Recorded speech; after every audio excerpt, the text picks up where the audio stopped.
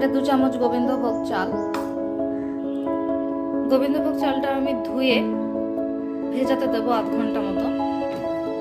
এখন যেহেতু গাজরের ক্ষীর বানাবো তাই এরকম সাইজের আমি 5টা গাজর নিয়ে নিয়েছি। এগুলোকে ধুয়ে নিয়েছি, শুকিয়ে এবার আমি গ্রেট করে নেবো।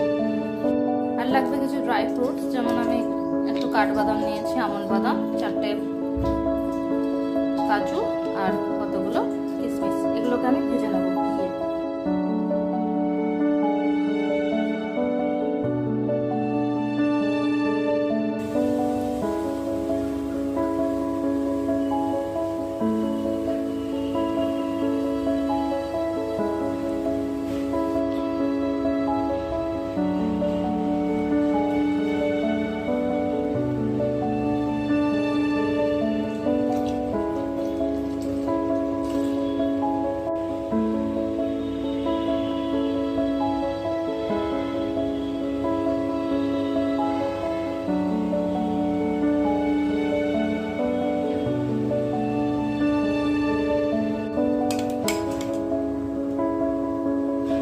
যে এটা চালের সেই পেস্টটা করেছি, এটা এখানে এতে দিয়ে দেবো এবার।